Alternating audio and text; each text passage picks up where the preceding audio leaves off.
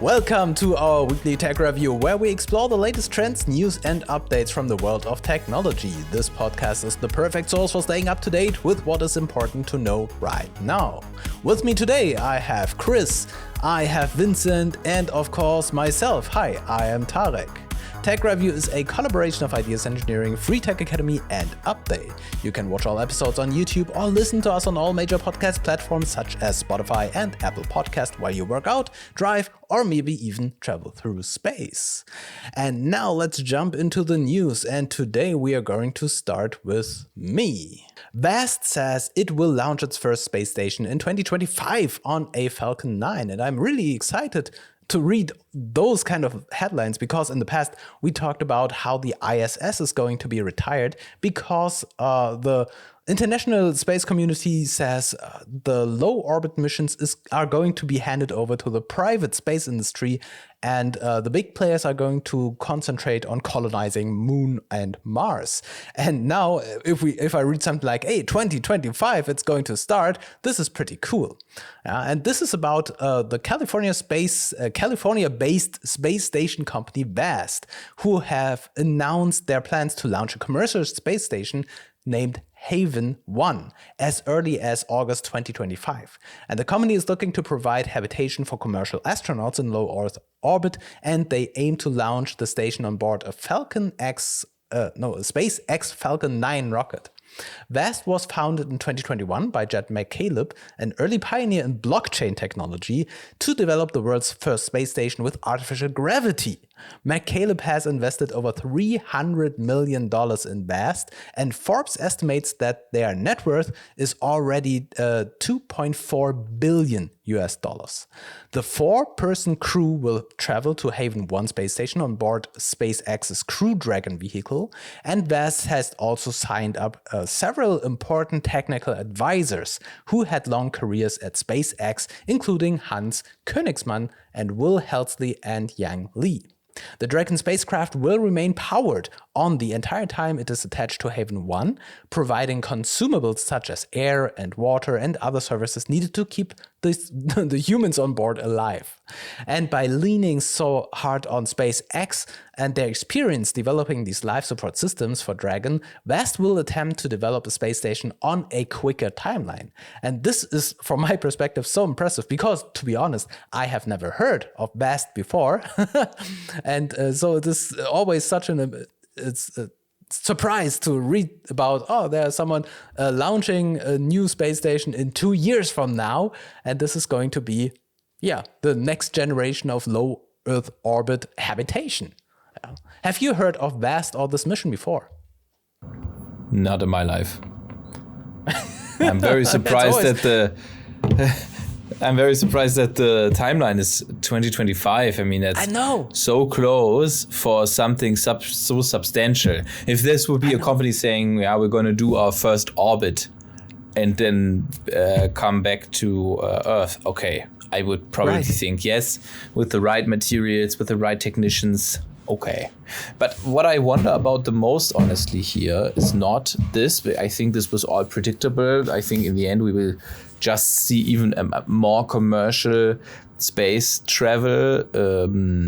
We discussed, I think, a few weeks ago about it. We discussed, is this going to be cargo? Is this going to be really traveling? What is this going to be? We'll see. What I think is to me, is a bit alarming that they rely on SpaceX so heavily. And we now saw that over and over and over again, because this very much feels to me like the development of a monopoly, just because I think this barrier of going to space is so difficult, so hard, so high, and so expensive and so dangerous that it is very hard for small players to try and be successful. And therefore, I think this is it's a very good, fruitful foundation for the development of a monopoly. And every time I hear something like that with SpaceX, I think, yes, it's nice that SpaceX is such a way cheaper, private, effective company for these kind of travels. But at the same time, I think there must be more competition to make sure that we not in the end have the same situation as with NASA when SpaceX was founded because of the reason of this monopoly. Yeah, totally. Yeah, but go ahead. What I think is very interesting in that realm actually is that it's only private companies, right? I mean, vast, as you say, we've never heard that before, at least I haven't. Then 2 or 3 weeks ago, we had this other company, iSpace, I think it was called. Yes. With the Hakuto or Haruto R-lander on Moon, on the lunar mission. I mean, this is also something, so I've never heard about that before, and suddenly a private Japanese company is flying to the moon and, in this case, not landing, but at least, so it was more like a crash landing, apparently. But nonetheless, I mean, all of this is the private sector, and of course SpaceX also. So this is really amazing. So where is NASA and all the rest of the states organizations? And again, also here we have let me put it another way, into other words. So I remember that many years ago, I once read an article or something where it was stated that in the middle run, in the long run, in the future, there will be power taken away from the states, institutions, from the governments, and being transferred to private organizations. And I mean, if you think about it, this is really what we see at the moment, right? We have like companies like we had that last week, like with Google and Amazon and stuff. So they are really, and Microsoft, of course, they're becoming really the leading companies, the race runners in, for instance, the AI development, and they are far ahead of any state organization. Then we have the same here with the space, the run or the race to space. So we have, as said, the iSpace, we have VAST, we have SpaceX, all from the private sector. It's really interesting how that shift actually apparently somehow is going on at the moment. Yeah, even though I wouldn't say that we lose track on what is happening with NASA, they are just concentrating on other projects. And if we take a look at what is happening with the Artemis mission, for example, they are planning to build a habitat on Moon and on Mars. And so I think they simply focus right now not on the small things like shooting satellites into orbit. This is something that they grew out of and they handed over to the private industry. And I think even though right now we see SpaceX as the one big player controlling everything, I think it is an open market and they are just the best ones right now. And I could imagine that in the near future, other players will start up to become as important as they are and build like either collaborating or competing offers. Yeah, and what I really like is that these space companies are kind of collaborating and working together. When we talked about iSpace, I think they had support from NASA, from Google. Wasn't it Google? Someone supported them, so there is like the support network. And it would be sad to see if SpaceX said something like, no, we want to have the monopoly in low Earth orbit, and so we are blocking any attempts of other players going there. Instead, they are collaborating with companies like VAST and say, okay, we give you the carrier rocket to send out your technology in space, probably combined with some other contracts working together in this. Yeah. Yeah, I think that NASA and SpaceX are just very hard to compare. I think when you then take, for example, Boeing into account, that makes the whole thing even more difficult because I think there are so different stages. The launches that NASA does, they are just not financially attractive when you have to shoot something in lower orbit, say a satellite, because the rockets they build, as far as I understand the strategy of NASA right now, Tarek, you already mentioned it, they are Artemis rockets for a long distance flight to carry huge cargos, and less what SpaceX is doing right now. And I mean, now with Starship, they might have added a a larger and therefore a competitor to NASA's Artemis. I think it's the largest rocket that was ever built, larger than Saturn V. No matter what I wanted to say is comparing these two and then again to Boeing, which is still on the ground. I think that is just very hard to do because they are so. I mean, maybe take NASA during Gemini and Apollo, and I think we have a very similar comparison to what SpaceX is right now. Right. I'm not too deep into these NASA missions and developments. So what is their next big thing then? From NASA? Artemis 2, which is going to be the test flight of astronauts, like then for the first time, people on board of the Artemis, of the Orion spaceship, flying to the moon and around the moon and back to Earth to see that this is going to work. Before then, in Artemis 3, they are going to land the first astronauts on the moon and start establishing a base there. They're going to land. It's kind of a big thing. And Artemis 2 is going to launch, I think, in 2 years from now, Tarek. Am I wrong? I think that's the current plan, yeah. But I'm not sure if this has been updated. And then 1 year later, they will launch Artemis 3. So a longer wait until Artemis 2. And from there, the learnings are complete. Which I always find very fascinating when you think about that. I mean, from a technical point of view and from a physical point of view, landing on the moon might not be such a big thing. I mean, Apollo did the same thing. They had X missions to go to the moon to check all of the systems, but testing the lander, no. Ask iSpace. Yeah, ask iSpace. So it seems to be not that easy. And now, I'm a little bit surprised that you say that is the next big thing now, actually getting to the moon. I mean, didn't we have that like in the 60s or so? So if you would have said, the next big thing is going to Mars or to Saturn or whatever. So, I mean, we hear that from Tesla, for instance, again, from the private sector. And if I get you right now from NASA, from the States organization, we hear that, okay, we're going back to the moon. Well, I mean, it is a bit unfair because the conditions are completely different. Apollo was meant to land, look around, tops, I think, 1 week and go back and leave everything there. Moon is just the intermediate part for Mars. And this is the plan everybody dedicated to. So because launching from moon is easier, much more efficient and faster, as far as I understand, than from Earth when it comes to interstellar travel. This is why now the main idea is not to just go to the moon and come back, but to go to the moon and build the gateway moon base from where rockets will be launched, who will return there, will be resupplied and fixed, and then go back up again. So I think it is just much more difficult. Yeah.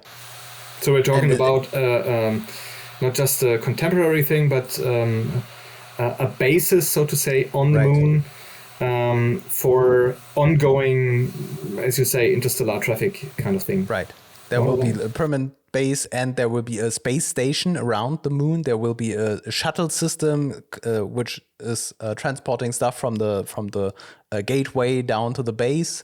Yeah, and so it will be the intermediate stop on our way to Mars. Yeah, and of course, like a test, because everything that we are building on Moon is then going to be built also on Mars, and so it makes sense to build this, to have this knowledge built up first with experiments on Moon. Yeah. All right. So let's continue with. And now this. With my favorite topic. Yes. So. Remember, in February, Microsoft launched Bing as, ChatGPT or GPT-4 as part of the Bing search. And we spoke about it a lot, even in the last week's presentation of Google. And what we there saw is that this is a very much competed market.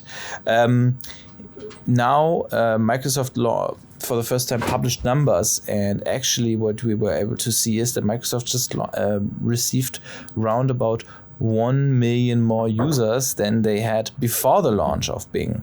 These, however, are numbers while it was still a more or less closed beta, so you had to sign up to get in. Now everybody can just go to bing.com and try it out. So therefore, let's see what Microsoft will report in a later quarter. However, we see that this didn't give the uplift that everybody was thinking of. However, now I have one thought directly related to that. I don't know what it needs to be an active user of a search engine. I don't think just 1 or 2 prompts is enough. I think it must be a recurring behavior pattern. However, the uplift is not very much existing, wasn't existing as much as we thought to. And the reason for that is because the browser game and the search engine game are very much connected, number one. Number two, it is a very saturated business that is very, very, very, it is flooded with search engines, but very much dominated by Google. And that is happening through pre-signed contracts. For example, when you get a new iPhone, Google is the major search engine installed on there. When you have Firefox, you have a search engine installed and it is Google. And these kind of contracts, they actually in the end decide about when a major uplift happens or not. Not necessarily Yahoo actually signed a contract with Firefox in, I think, the 2010s, and still was more or less killed by Google. However, there were also other effects in place, so this is not very much comparable. Microsoft right now looks at this year expiring deal from Google and Firefox. It looks like Microsoft will do anything in their power to close this deal in order to gain significant market share. But still, Firefox compared to Chrome is not a major player. Plus, also the browser game is a game where actually there's no need for a new browser when you ask the user. As a last info, just very interesting, just to give a bit perspective on how much necessity or how important is this for Google. I mean, if you look at Chrome is the major browser next to Edge, still much bigger than Edge. And therefore, if they lose Firefox, well, is it actually that bad? Do they actually need Firefox? And the answer to that is something that Microsoft published, a Microsoft executive, the CFO of Microsoft, Amy Hood, mentioned in February. Amy Hood said that every additional percentage of market share that Bing takes from Google will immediately translate to $2 billion of new revenue for Microsoft. So the stakes, even though they are small, in the end have a significant impact on Google's and Microsoft business. Right. And from my personal experience, I'm also experimenting right now with Bing Search, because for a long time I never used Bing, but right now it is the thing that everyone needs to be testing out.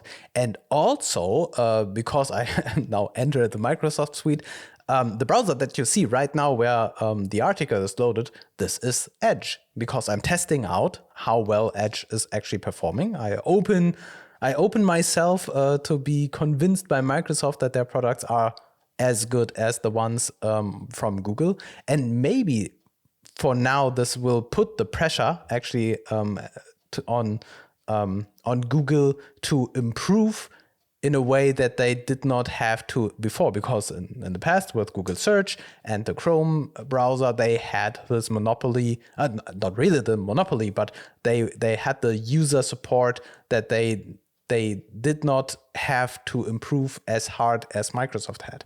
And now they are surpassed, and so now they have to to work harder than ever before to gain back the trust of the users to be the front runner in all of these technologies. And to be honest, in the past months, I had some problems with Chrome and memory on my computer. And whenever I was looking for why my computer was getting slower and slower, it was because there were like, I don't know, 30 processes burning through memory and all controlled by Chrome. And I Googled, and it seems that Microsoft Edge seems to be not that bad in memory management. And so let's see.